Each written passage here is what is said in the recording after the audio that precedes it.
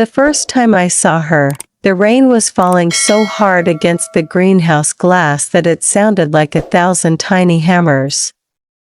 I remember standing among rows of orchids, the air heavy with damp earth and sweetness, when the bell above the door chimed. She walked in like the storm had followed her inside, black coat soaked, hair clinging to her face, eyes sharp and searching. For a moment I thought she had stepped into the wrong place, because people rarely wandered into my little orchid shop unless they already knew what they wanted. But she moved slowly, like she was exactly where she was meant to be. I tried to welcome her, though my voice shook the way it always did when I wasn't expecting company. She didn't answer right away, just walked toward the far corner where my rarest orchid sat under a glass dome. It was the one I almost never showed customers. My orchid. My heart. She stood over it with the quiet reverence of someone at a cathedral, her fingers grazing the glass but not touching it. Then she said, "This flower could make the devil himself jealous."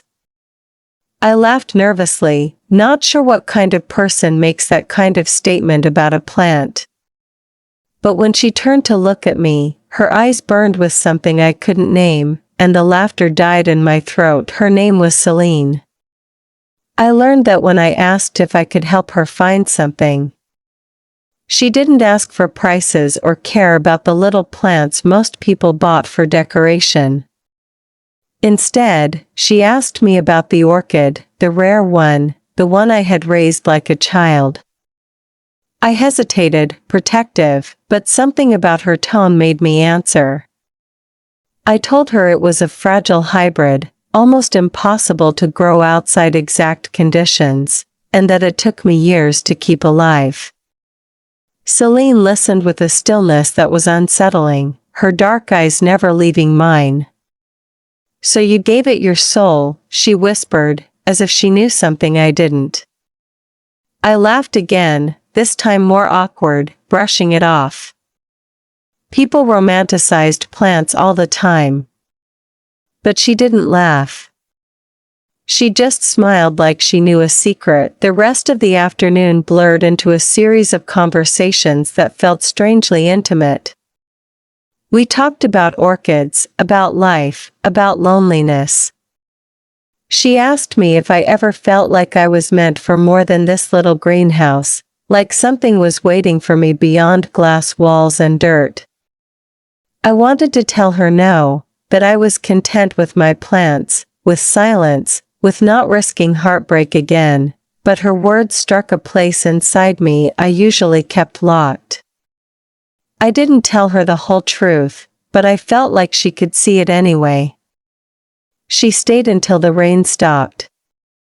Before leaving, she glanced at the orchid one more time and murmured, "Some flowers aren't meant to belong to the light. Be careful what you love too much." Then she left without looking back, leaving me with a heart that beat too fast and a mind full of questions. For days after, I tried to forget her. I buried myself in pruning, watering, and cataloging every leaf and stem.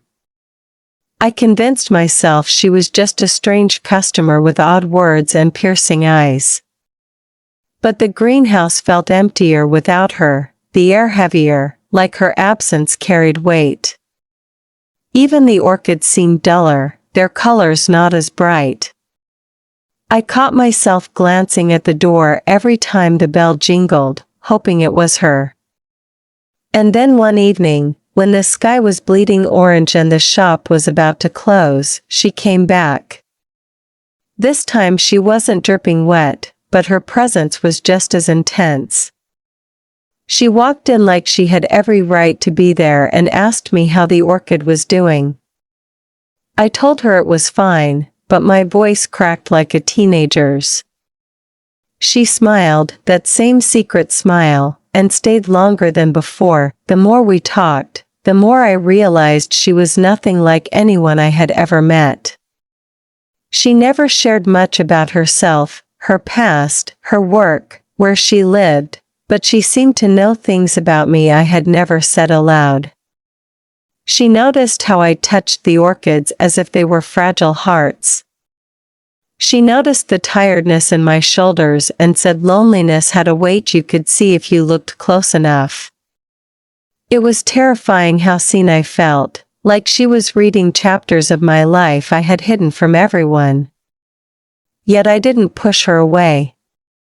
I wanted her to stay, even if she unsettled me. One night, just as I was closing up, I heard her voice outside. I didn't mean to listen, but it carried through the glass. She wasn't talking to me but to someone else, though no one was there when I peeked out. Her voice was sharp, commanding, and laced with a kind of anger I didn't understand. The words weren't in English. They weren't in any language I knew, but they made my skin prickle and my heart race. When I opened the door, she was gone. Only silence and the distant hum of the city remained. I should have been relieved, but instead I felt something I couldn't explain, a mix of fear and longing. Like I had just brushed against something bigger than I could comprehend, and it had left its mark on me. That night, the rare orchid bloomed again, though it wasn't the season for it. Its petals glowed faintly under the moonlight, almost as if breathing.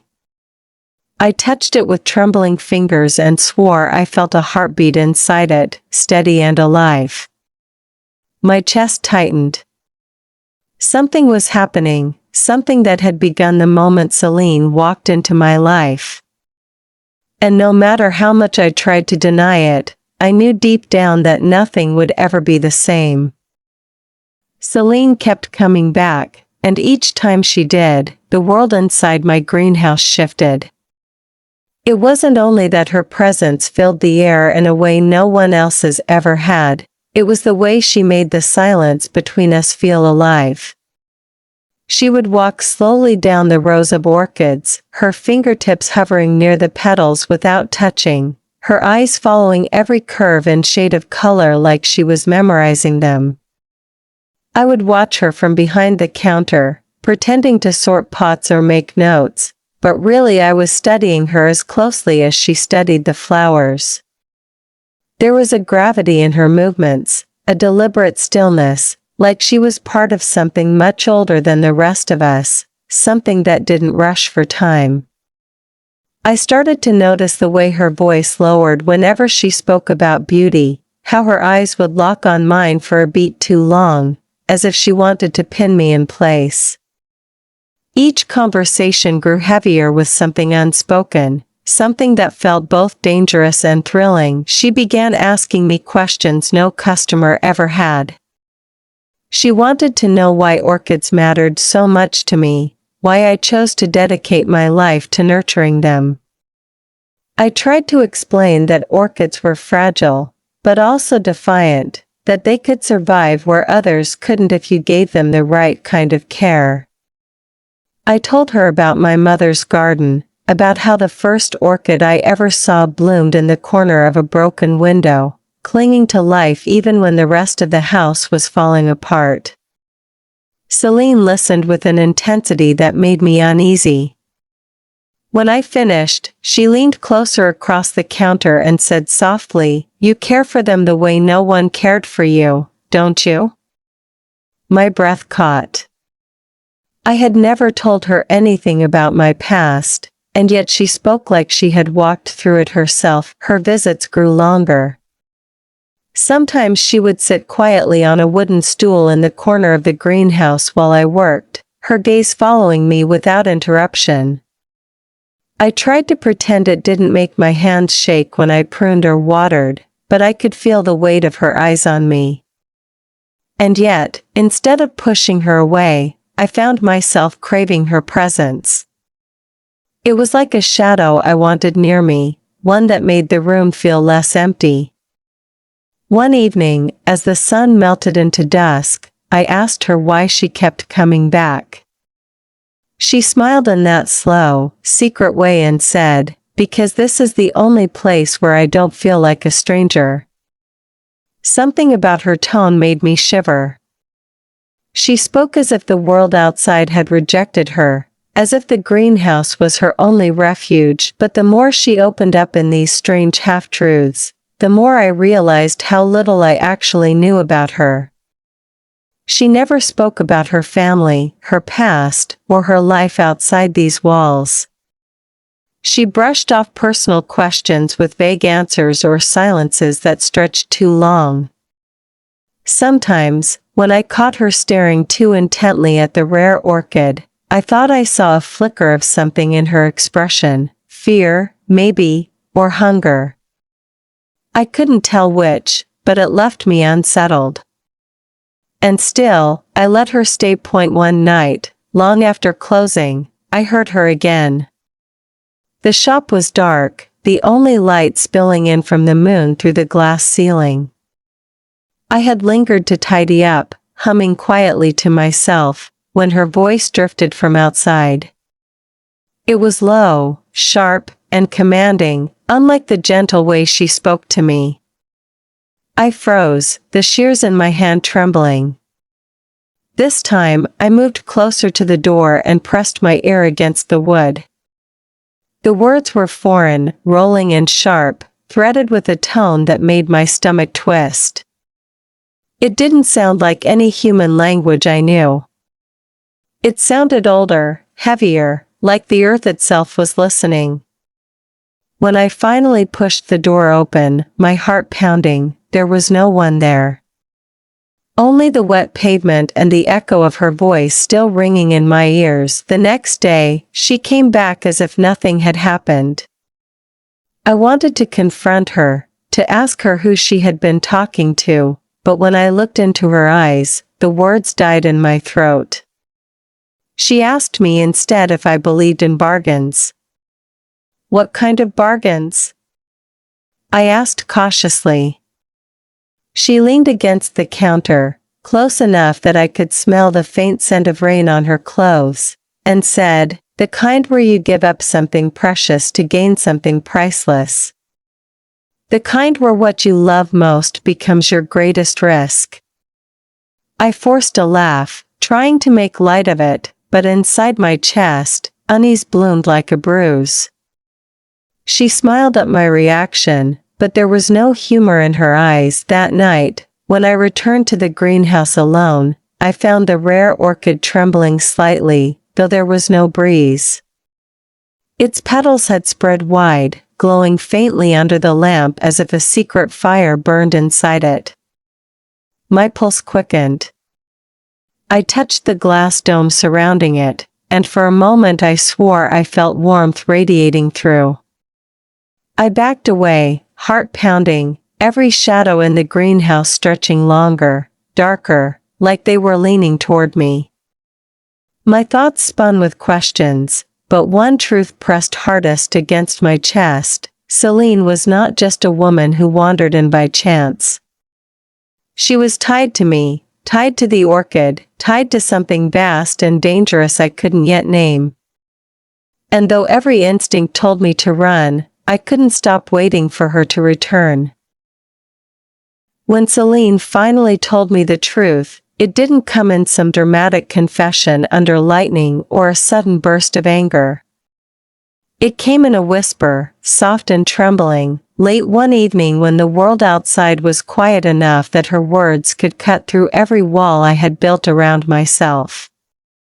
She stood in front of the orchid, the rare one I always guarded like it was a piece of my heart, and her fingers hovered just above the glass dome.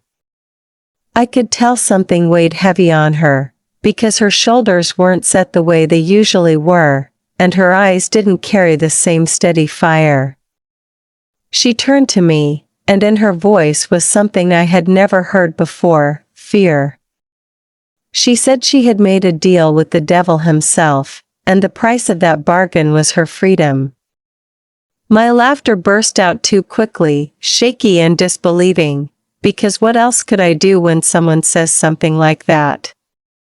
But she didn't flinch. She didn't smile. She just looked at me with those eyes that seemed to see through everything, and the silence that followed made my skin crawl. I wanted to push her words away, tell myself she was mad or playing a cruel joke, but the trembling in her hands told me otherwise. She moved closer, so close I could feel her breath against my cheek when she spoke again. She said the orchid wasn't just a flower. She said it carried a fragment of my soul, bound to it without my knowledge, and that she had bargained with the devil to protect it. The room tilted. My hands grew cold. I demanded to know what she meant, my voice sharp, trembling, desperate for her to laugh and say she was lying. But instead she touched the glass dome, and the orchid pulsed faintly as if it were alive in a way no plant should be. My knees weakened, and for a moment, I thought I might collapse. I stared at her, searching for cracks in her story, something that would prove it false. But every detail in her gaze told me she believed it, and worse, that I should believe it too. I tried to shout at her, tell her to leave, but the words tangled with the racing of my heart. She stepped closer, her expression softening, and confessed that the day she first saw me, she had already been bound.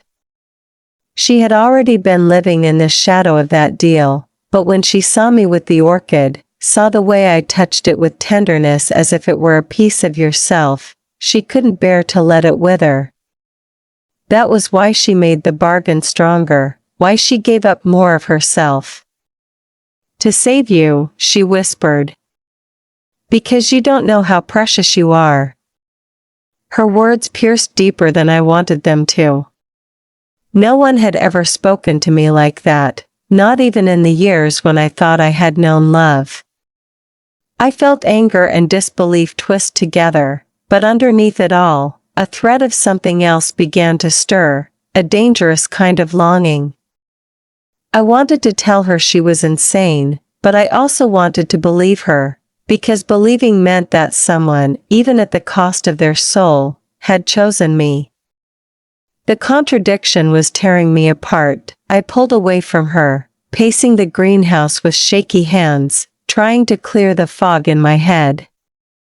My rational mind screamed that it was impossible, that there was no such thing as devils or bargains sealed in blood. But my heart remembered the glowing petals, the trembling orchid, the warmth I had felt through the glass, and I could not deny that something beyond the ordinary had rooted itself in my life.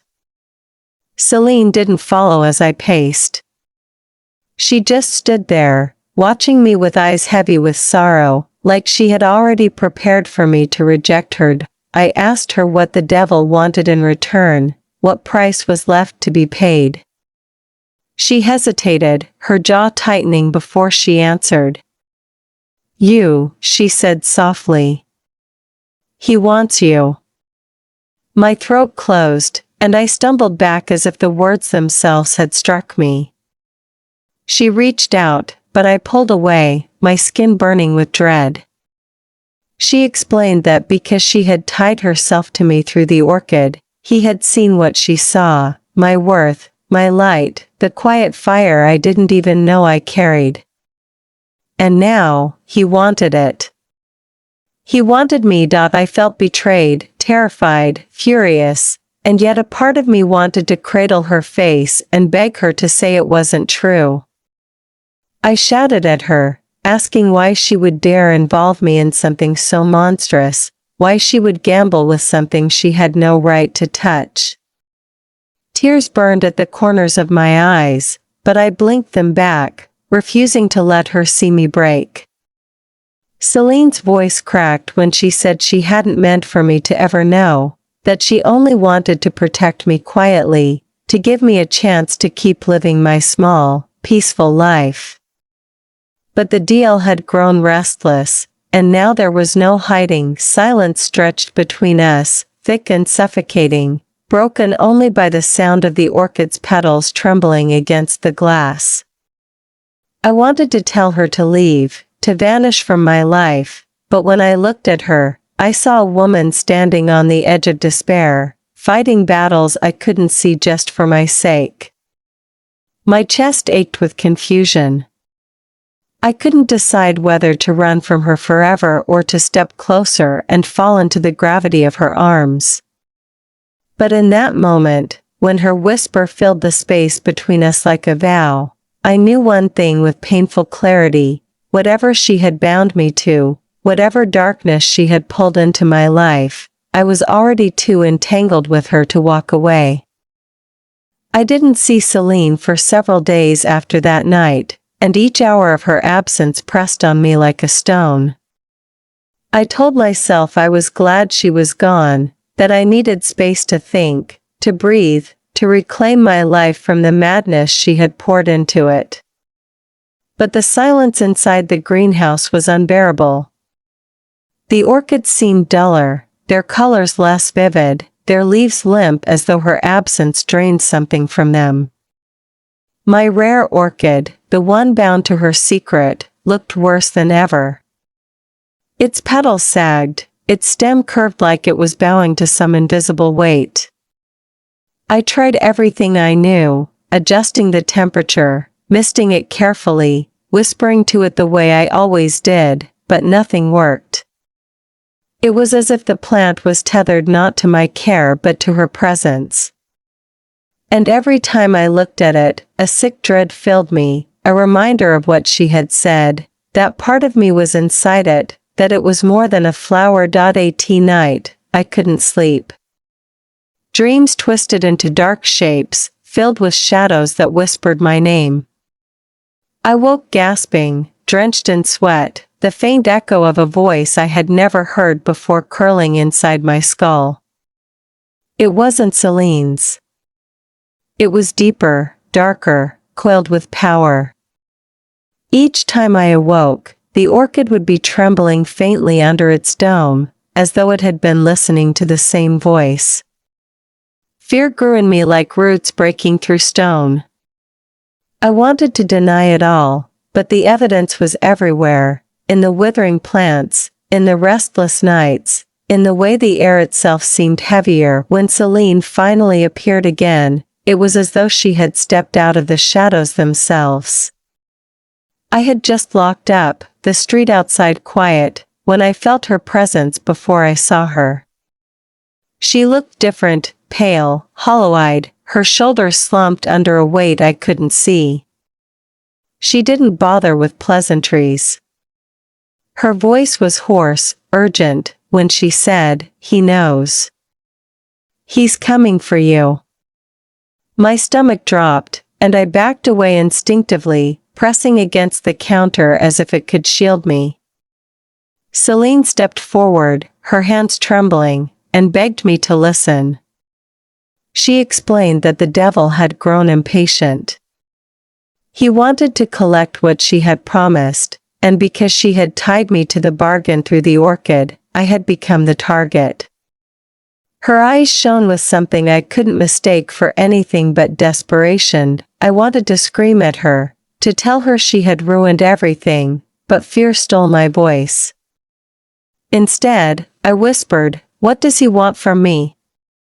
She shook her head, biting her lip as though the words hurt to speak.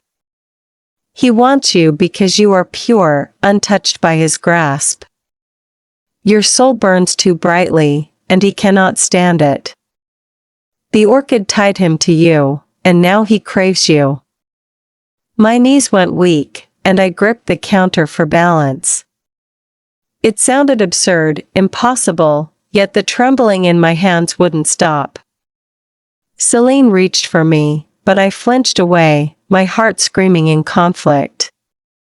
I loved her presence. I hated her for dragging me into this. I feared her truth, yet I knew she wasn't lying. Tears filled her eyes when she whispered, "If you choose me, I will fight him. I will burn in his fire before I let him touch you.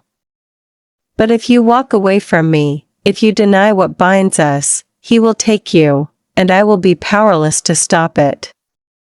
Her words twisted deep into me. She was asking me to trust her after telling me she had tied me to hell itself. She was asking me to choose her even though her love came with shadows and chains. I wanted to run, to slam the door and lock her out forever.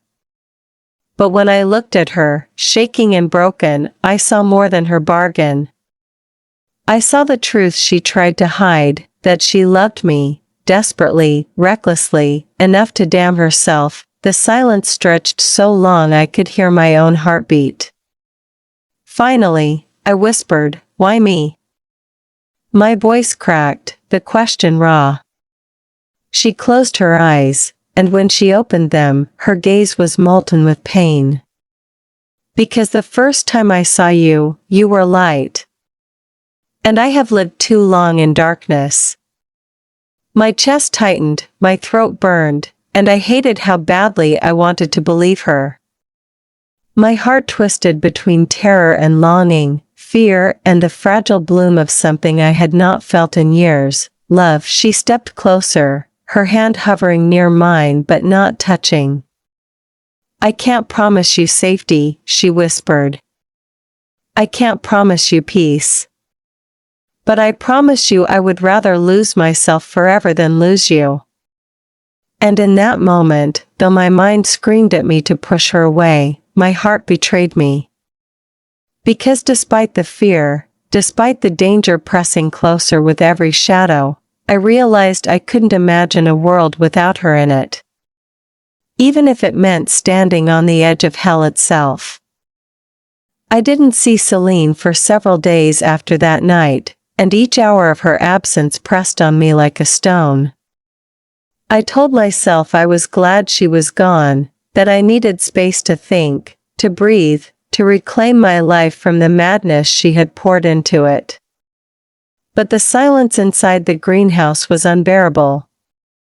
The orchids seemed duller, their colors less vivid, their leaves limp as though her absence drained something from them. My rare orchid, the one bound to her secret, looked worse than ever. Its petals sagged, its stem curved like it was bowing to some invisible weight. I tried everything I knew, adjusting the temperature, misting it carefully, whispering to it the way I always did, but nothing worked. It was as if the plant was tethered not to my care but to her presence. And every time I looked at it, a sick dread filled me, a reminder of what she had said, that part of me was inside it, that it was more than a flower. At night, I couldn't sleep. Dreams twisted into dark shapes, filled with shadows that whispered my name. I woke gasping, drenched in sweat, the faint echo of a voice I had never heard before curling inside my skull. It wasn't Celine's. It was deeper, darker, coiled with power. Each time I awoke, the orchid would be trembling faintly under its dome, as though it had been listening to the same voice. Fear grew in me like roots breaking through stone. I wanted to deny it all, but the evidence was everywhere, in the withering plants, in the restless nights, in the way the air itself seemed heavier. When Celine finally appeared again, it was as though she had stepped out of the shadows themselves. I had just locked up, the street outside quiet, when I felt her presence before I saw her. She looked different, pale, hollow-eyed, her shoulders slumped under a weight I couldn't see. She didn't bother with pleasantries. Her voice was hoarse, urgent, when she said, "He knows. He's coming for you." My stomach dropped, and I backed away instinctively, pressing against the counter as if it could shield me. Celine stepped forward, her hands trembling, and begged me to listen. She explained that the devil had grown impatient. He wanted to collect what she had promised, and because she had tied me to the bargain through the orchid, I had become the target. Her eyes shone with something I couldn't mistake for anything but desperation. I wanted to scream at her, to tell her she had ruined everything, but fear stole my voice. Instead, I whispered, "What does he want from me?" She shook her head, biting her lip as though the words hurt to speak. He wants you because you are pure, untouched by his grasp. Your soul burns too brightly, and he cannot stand it. The orchid tied him to you, and now he craves you. My knees went weak, and I gripped the counter for balance. It sounded absurd, impossible, yet the trembling in my hands wouldn't stop. Celine reached for me, but I flinched away, my heart screaming in conflict. I loved her presence. I hated her for dragging me into this. I feared her truth, yet I knew she wasn't lying. Tears filled her eyes when she whispered, "If you choose me, I will fight him. I will burn in his fire before I let him touch you. But if you walk away from me, if you deny what binds us, he will take you, and I will be powerless to stop it." Her words twisted deep into me. She was asking me to trust her after telling me she had tied me to hell itself. She was asking me to choose her even though her love came with shadows and chains. I wanted to run, to slam the door and lock her out forever. But when I looked at her, shaking and broken, I saw more than her bargain. I saw the truth she tried to hide, that she loved me, desperately, recklessly, enough to damn herself. The silence stretched so long I could hear my own heartbeat. Finally, I whispered, "Why me?" My voice cracked, the question raw. She closed her eyes, and when she opened them, her gaze was molten with pain. "Because the first time I saw you, you were light. And I have lived too long in darkness." My chest tightened, my throat burned, and I hated how badly I wanted to believe her. My heart twisted between terror and longing, fear and the fragile bloom of something I had not felt in years, love. She stepped closer, her hand hovering near mine but not touching. "I can't promise you safety," she whispered. "I can't promise you peace. But I promise you I would rather lose myself forever than lose you." And in that moment, though my mind screamed at me to push her away, my heart betrayed me. Because despite the fear, despite the danger pressing closer with every shadow, I realized I couldn't imagine a world without her in it. Even if it meant standing on the edge of hell itself. The night I chose Celine was the night my life stopped belonging only to me. I don't know if it was courage or foolishness, but when she stood before me trembling and broken, I couldn't turn away. Every part of me wanted to run, yet something deeper kept me still, tethered to her like the orchid to its roots. I told her I trusted her, though my voice cracked with fear, and I saw the way relief washed over her face like a tide. She didn't kiss me right away. She didn't even touch me. She only closed her eyes and whispered, "Then you've chosen me over him." The way she said it made my skin prickle, like the devil himself had been listening and had just clenched his teeth in fury. After that night, something between us shifted. We were no longer strangers orbiting around questions and silences. We were bound, whether by choice or curse, and that bond lit something raw inside us. Celine began to show me a side of herself I hadn't seen before, softer, almost human in its vulnerability. She would sit with me late into the night in the greenhouse, her head resting against the glass, and tell me how long she had carried the weight of her bargain, how it had eaten pieces of her every day until there was almost nothing left. She said she had forgotten what warmth felt like until I looked at her. I didn't know how to answer, because the ache in her words mirrored something inside me I had never dared admit, that I, too, had been starving for connection, for someone to see me and not just the flowers I hid behind. Our romance grew in stolen hours, moments that felt both fragile and defiant. Her lips on mine tasted of fire and sorrow, her touch was heavy with longing and desperation, as if every embrace might be our last. There was a hunger in her, but also a reverence, like she was afraid to shatter me. And I, in turn, found myself falling into her darkness willingly, unable to resist the gravity of her devotion. Each kiss left me trembling, not just with desire but with the haunting knowledge that we were living on borrowed time. It was beautiful, but it was terrifying, because every moment we claimed for ourselves felt like a theft from the devil's grasp. It didn't take long before the shadows began to notice. Strange things started happening around us. The lamps in the greenhouse flickered violently whenever she touched me. The air grew cold in sudden bursts, carrying whispers that didn't belong to either of us.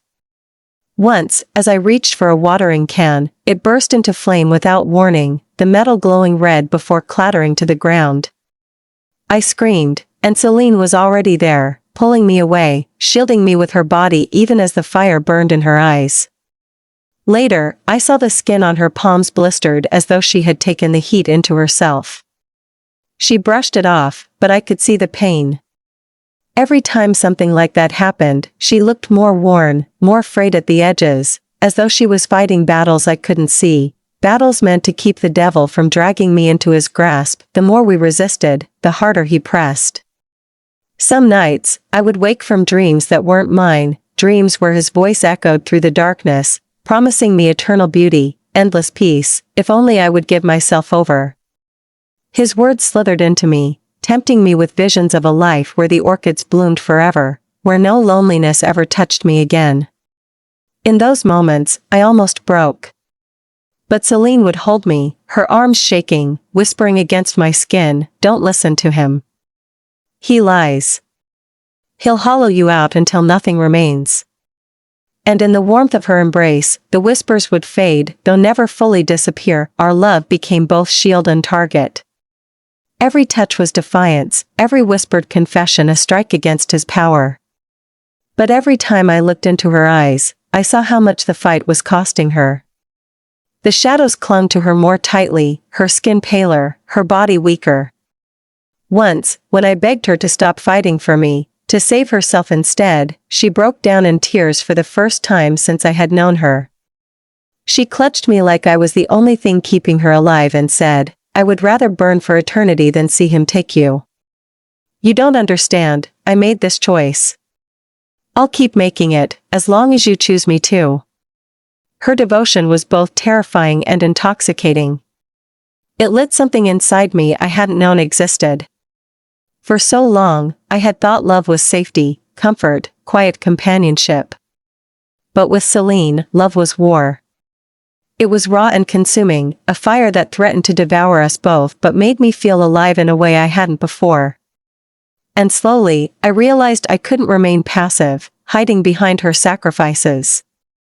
If I wanted us to survive, I had to be more than the woman she was protecting. I had to decide if I was willing to risk not just my heart but my very soul. And as I held her that night, her body trembling against mine, I knew the answer was already blooming inside me. Because whatever hell awaited us, I would rather walk through it with her than ever return to the emptiness I once called a life.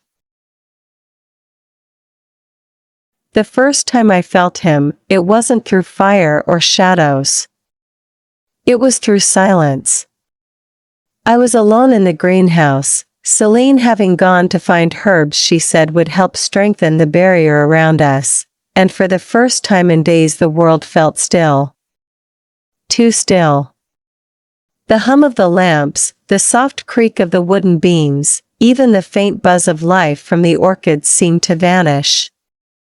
I stood frozen, the watering can in my hand, and when I turned toward the glass dome, I saw him in the reflection. Not a man, not truly, just a shape, tall and vast, darkness curling around him like smoke.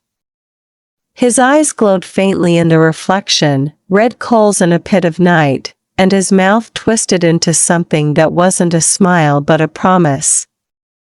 I spun around, but there was nothing behind me.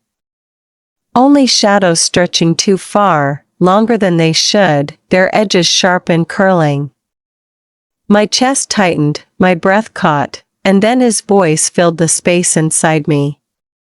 It wasn't sound, not really. It was inside my bones, curling in my veins. He told me I didn't belong to Celine. He told me I could be free if I wanted, that all I had to do was let go.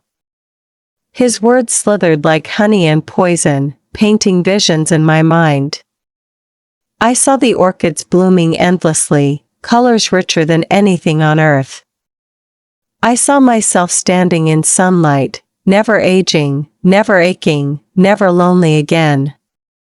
He whispered that Celine had tied me to her chains, that her love was just another prison, another bargain meant to break me. My heart beat so fast I thought it might shatter my chest. I pressed my hands to my ears, but his voice was inside me, not around me. He said all I had to do was walk away, and I could have peace. The temptation pressed hard, curling into the cracks of my fears. I thought of the years of loneliness, of the weight of loss, of the fear of giving my heart only to have it broken. For a moment, I wavered. When Celine returned, she found me sitting on the floor, shaking, my hands clutched around the dome of the orchid like I could protect it. She dropped everything and rushed to me, pulling me into her arms, and the moment her skin touched mine, the whispers recoiled. I clung to her desperately, my face buried in her shoulder, and told her what I had seen. Her face went pale, her eyes darkening with fury, not at me but at him. She paced the greenhouse like a caged animal, her fists clenched, and then she turned on me with a fire in her voice I had never heard before. "He offered you a bargain, didn't he?" I nodded, my throat raw, and she cursed under her breath. She told me this was how he worked, worming his way in with promises and half-truths, twisting what was broken inside me until surrender seemed easier than resistance. Her voice broke when she said, "That's how he got me." For the first time, she told me the story. Years ago, before me, before the orchid, she had been desperate. She hadn't wanted wealth or beauty, she had wanted love. She had been alone for too long, craving something to fill the hollow in her chest, and he had appeared with his sweet voice and promises. He told her she could have love everlasting, but when she agreed, he bound her to chains that fed on her soul. Every time she reached for love, it burned her, turned to ash in her hands. Until me. Until the orchid. She whispered that she had tried to resist me, tried not to care, but the way I touched that flower, the way I loved something so fragile, it broke her. She risked everything, made another deal, to save me from the same emptiness that had consumed her. And now, because of her, he wanted me too. The weight of her words hit me like a storm. I wanted to rage at her for dragging me into this, to tell her she had no right to tie me to her curse. But when I looked at her, her face wet with tears she hadn't let me see before, my anger cracked.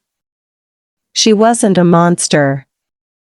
She was a woman who had made a terrible choice out of desperation, who had loved me so fiercely she was willing to damn herself. I reached for her hand, and when our fingers laced together, I felt the faintest tremor of her heart. She was terrified. She was breaking. And yet she was still choosing me. That night, he came again. This time not in silence, but in fire. The glass panes rattled, the orchid shook violently, and a shadow seeped across the floor like spilled ink. Celine shoved me behind her, her body trembling with the strain of holding back something I couldn't see. I heard his laughter in my head, low and thunderous, promising that she would crumble, that I would surrender, that love was nothing but weakness dressed as light. I wanted to believe he was lying, but when I saw Celine stagger, her knees buckling under the invisible weight, fear clawed at me. I ran to her, grabbing her arm, trying to hold her upright, but she screamed at me to stay back. "He wants you." "Not me." But I couldn't move away. For the first time, I shouted at the darkness. My voice was raw, shaking, but it carried everything inside me, every fear, every broken piece, every longing I had tried to bury. I told him no. I told him I would not trade Celine for peace, that I would rather burn with her than bloom alone. The air split with a roar that shook the glass, but for a brief second, the shadow faltered. Celine's head whipped toward me, her eyes wide with shock, and I realized what he hadn't expected: defiance. Love freely chosen. He could tempt. He could threaten. But he couldn't force me to abandon her. When the shadow pulled back, the orchids wilted, their petals scattered across the soil like tears. Celine collapsed against me, shaking, her breath ragged. She whispered that I had no idea what I had just done, that refusing him would only enrage him more. But I felt something different inside me. For the first time, I wasn't just afraid. I was angry. Angry that he thought I was weak, angry that he thought he could twist my love into chains. I held Celine's face between my palms and told her I wasn't going to be the fragile thing she protected anymore. If he wanted to fight, then he would have to fight us both. Her lips trembled against mine when she kissed me, slow and desperate, like she was both terrified and relieved. And as we clung to each other in the wreckage of broken petals and trembling shadows, I knew the truth. I wasn't just choosing Celine anymore. I was choosing war. The night he finally came for us, there was no warning. No whispers curling through the dark, no flicker of lamps, no trembling shadows creeping along the greenhouse floor. It was sudden, violent, like a storm ripping through still air. The glass walls of the greenhouse shuddered as if struck by invisible fists, the orchids bent forward under a gust of wind that didn't exist, and the lights above us shattered all at once, plunging everything into a heavy red glow that seemed to rise from the earth itself. I was standing beside Celine, her hand in mine, when I felt the air split, and I knew before I saw him that he was here. He did not walk through the door. He unfolded from the shadows, tall and endless, his presence filling every corner of the room until there was no place untouched. His eyes burned with fire, but colder than ice, and when his voice slid through the air, it pressed against my chest like a weight I could hardly breathe beneath. Celine stepped forward, her body trembling but unyielding, putting herself between me and the towering darkness. She raised her hands, and the air cracked with power, invisible lines of force stretching around us like walls.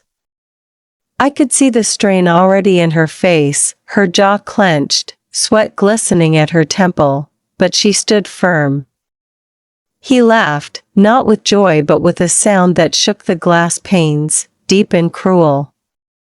He called her foolish, reminded her she had already sold her soul long ago, that everything she was doing was nothing but borrowed time. His words cut through me like blades, but Celine did not flinch. "You cannot take her," she shouted, her voice trembling but fierce. "Not while I breathe." But he was stronger than anything I could comprehend. Shadows surged around us, writhing and curling like serpents, slamming against the barrier Celine had built. The ground quaked beneath our feet, cracks splitting the tiles, soil spilling from pots, orchids shrieking in a silence that only my heart could hear. Celine staggered, blood dripping from her nose, her hands trembling as she forced herself to hold the barrier. I could see her body weakening, her shoulders caving under the invisible weight of his fury. My instinct screamed at me to run, to flee, but my heart rooted me in place. If I left her, if I turned away now, everything we had fought for, every risk we had taken, would mean nothing. I threw myself at her side, clutching her arm, and shouted at her to let me help. She tried to push me away, screaming that he wanted me, not her, that if I touched his power he would swallow me whole. But I couldn't just stand there watching her break.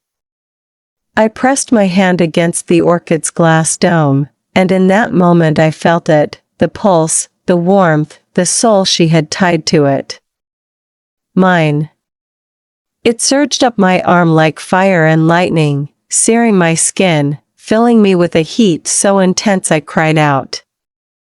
Celine whipped her head toward me, terror in her eyes, but I didn't let go. I poured myself into the orchid, into the bond between us, and suddenly I was not just me. I was light and heat and roots digging deep into the earth. I was every fragile thing I had ever loved, burning to survive. The devil recoiled, his shadow rippling, and for the first time I saw hesitation in his burning eyes. He called me foolish, told me love was weakness, a disease that blinded and chained, but I could feel the truth thrumming through my veins. Love was not weakness. It was the only thing that had ever kept me alive. I shouted back at him, words breaking in my throat, that I would not surrender, that he could not take me because I had already chosen.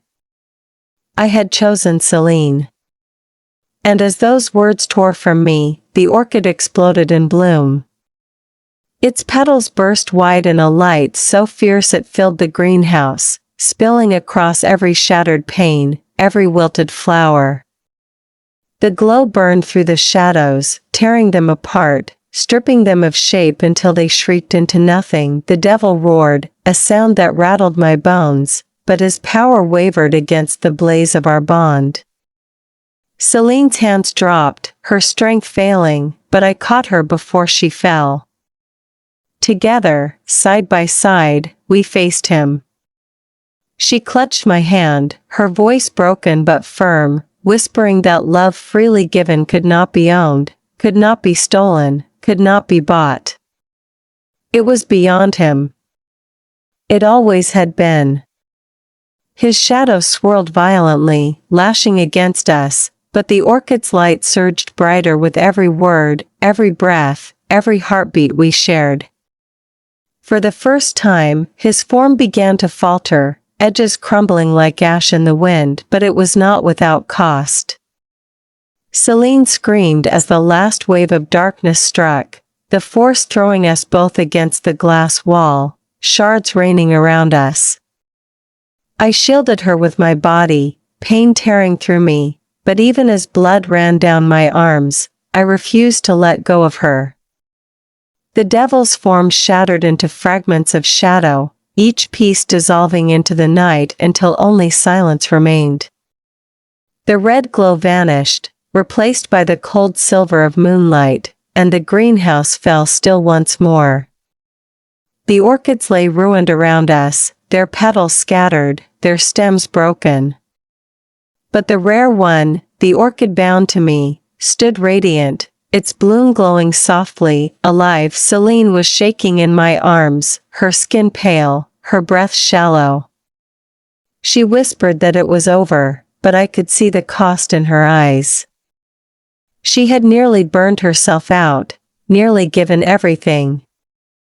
I cradled her against my chest, pressing my lips to her hair, whispering that I wouldn't let her go, not now, not ever. She tried to smile, her lips trembling, and whispered that the devil had underestimated us. That he always would.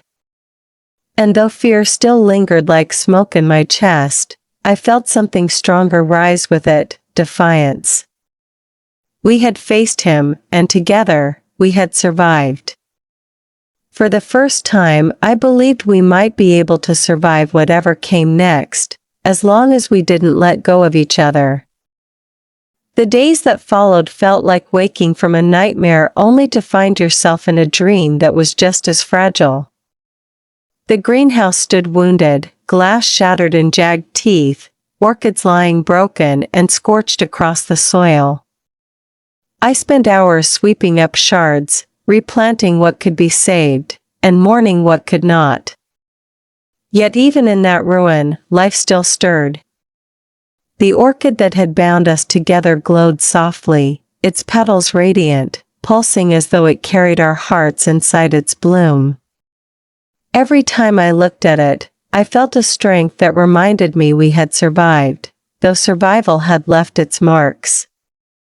Celine was weaker than she had ever been. She moved slowly, her steps faltering, her body trembling even in rest. She tried to hide it from me, brushing away my worry with strained smiles, but I could see the toll the battle had carved into her. Nights were the hardest. She would wake in sweats, her breath shallow, her eyes wide as though shadows still clung to the corners of her vision. Sometimes she cried silently, turning away so I wouldn't hear, but I always did. I would gather her against me, whispering her name until her trembling softened. Each time, I swore I wouldn't let the devil steal another piece of her. Our love deepened in that fragile aftermath, not in fire and defiance like before, but in the quiet ways we leaned into each other's brokenness. I learned the rhythm of her pain, the way her hands shook when she reached for a cup, the way her body stiffened at sudden noises. She learned the depth of my fear, the way I would sometimes stand frozen in the greenhouse, staring at the orchid and waiting for its light to flicker out. We carried our scars in different ways, but we carried them together. And yet, amid that fragility, a new strength began to grow. We were no longer fighting in the shadows of denial. We had faced him, and though the memory burned, it had not consumed us. Every sunrise that painted the greenhouse in pale gold felt like a defiance in itself.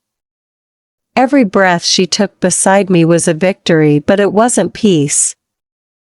The devil's absence was not silence, it was a pause, a retreat. Both of us knew it. Sometimes, when the wind rattled the broken panes at night, I swore I heard his laughter buried in the sound. Celine never denied it. She would only grip my hand tighter, her eyes burning with determination even when her body wavered. "He waits," she whispered once, her voice so faint I almost thought I imagined it. "But we've shown him what he can't have. He doesn't understand it yet, but he will. Love doesn't belong to him. It never will." Those words carved themselves into me. They became the pulse that guided me through the days, the fire I clung to whenever fear threatened to smother me. We began to rebuild, not just the greenhouse but ourselves. The orchids we planted grew slower, their leaves hesitant, but the earth still answered. The nights grew warmer, the air less heavy with shadows, and for the first time since Celine had stepped into my life, I felt what it was like to imagine a future. We would sit together beneath the glow of the orchid, her head against my shoulder, and dream aloud. She spoke of traveling beyond the town that had caged her in whispers and curses, of seeing oceans that stretched beyond the horizon, of walking streets where no one knew her name or the bargain she carried. I spoke of planting new gardens, of filling empty houses with blooms that healed instead of haunted, of building a life not in fear but in choice.